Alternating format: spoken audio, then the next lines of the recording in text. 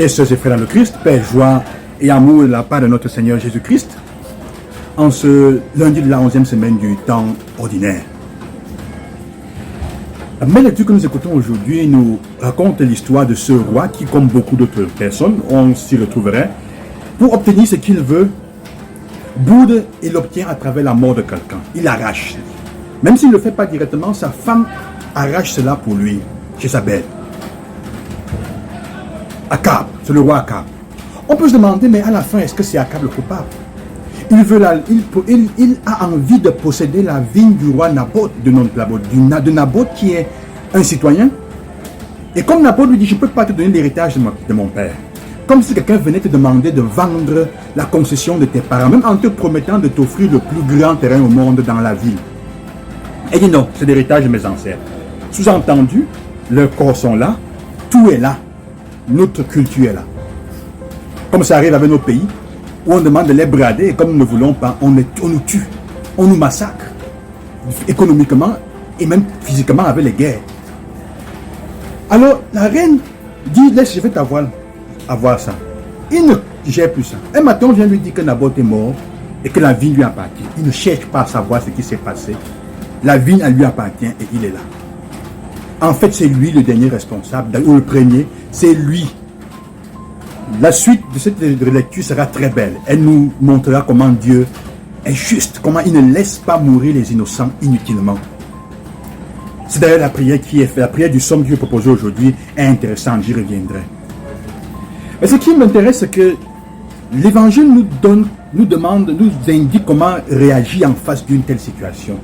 L'Évangile nous dit, ne vous y opposez pas. Jésus disait à ses disciples, vous avez appris qu'il a été dit, œil pour œil, dent pour dent. Eh bien moi, je vous dis de ne pas riposter aux méchants. Mais si quelqu'un te gifle sur la joue droite, tends-lui l'autre joue. Et si quelqu'un veut te poursuivre en justice et prendre ta tunique, laisse-lui encore ton manteau. Et si quelqu'un te réquisitionne pour faire 1000 pas, fais-en 2000 avec lui. Et à qui te demande, à qui veut t'emprunter, ne tourne pas le dos. En lisant cet évangile, l'image qui me vient en tête, c'est l'image de l'eau, d'un ruisseau, d'un fleuve qui est en train de couler. Comment? En face de mal qui nous est fait, nous avons deux possibilités. Bon, je finis avec la théorie de l'eau. Prenez un caillou et jetez dans le ruisseau, dans la rive, dans le fleuve. Qu'est-ce qu'il fait? Il souffle, le caillou va passer. Regardez une chute, jetez une pierre. La pierre va passer. Et le trou va se refermer, l'eau va continuer à couler. S'il y a un obstacle, une pierre en route, l'eau va passer autour et gérer tranquillement cela. Au fil des années, elle va corroder. C'est ce que nous pouvons appeler la théorie de la non-résistance. Nous avons la théorie de la non-violence, qui n'est pas loin, ou plutôt qui est complémentaire avec celle de la non-résistance. L'eau nous entraîne, la non-résistance. Ne résistez pas au mal qu'on vous fait. Ne cherchez pas à vous y opposer. Je ne vais pas dire à ne pas le combattre, ou au moins, pas avec les mêmes forces et les mêmes armes. Si vous êtes en face de quelqu'un qui court pour vous frapper et vous vous opposez frontalement, vous allez vous faire mal. Même si vous êtes fort, ça va vous cogner, vous allez vous faire mal. Mais si vous le laissez passer,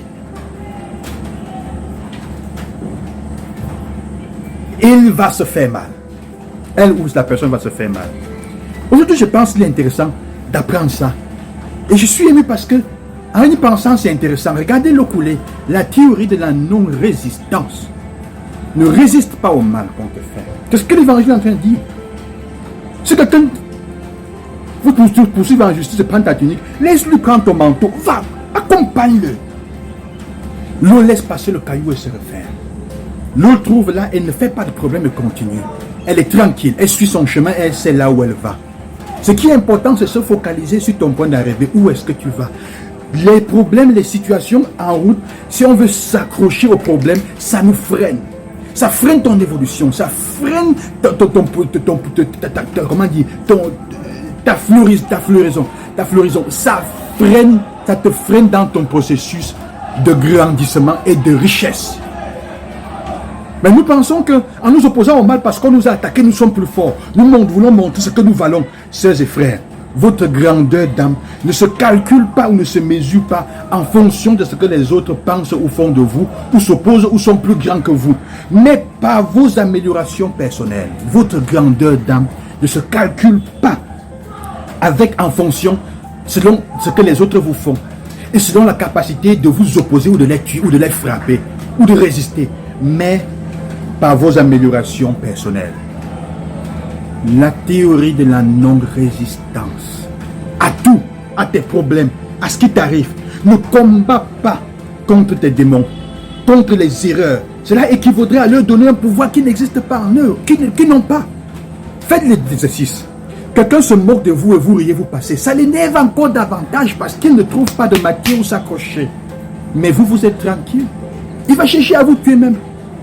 Il y a d'autres façons pour combattre le mal qui est autour de nous, plutôt que de les résister ou de s'y opposer. En s'y opposant, vous leur donnez force.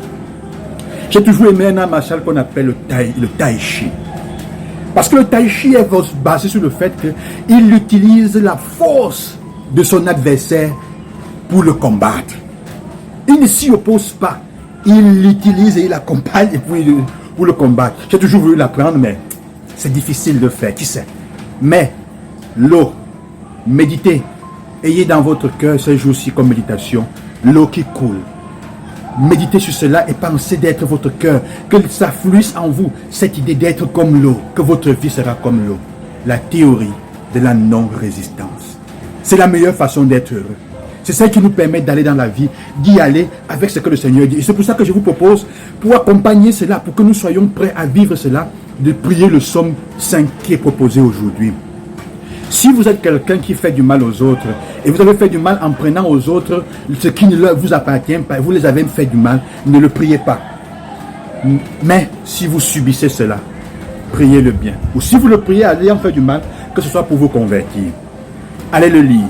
C'est une belle prière qui dit au Seigneur, tu n'es pas un Dieu ami du mal. Non, l'intention ne tient pas devant ton regard. Tu détestes tous les malfaisants. Tu extermines les menteurs. L'homme de ruse et de sang, le Seigneur le hait, même s'il n'a pas de haine, mais il ne l'aime pas. Que Dieu vous bénisse et qui vous accompagne et que vous deveniez maître dans l'art de la non-résistance. À demain, le soir Jésus-Christ.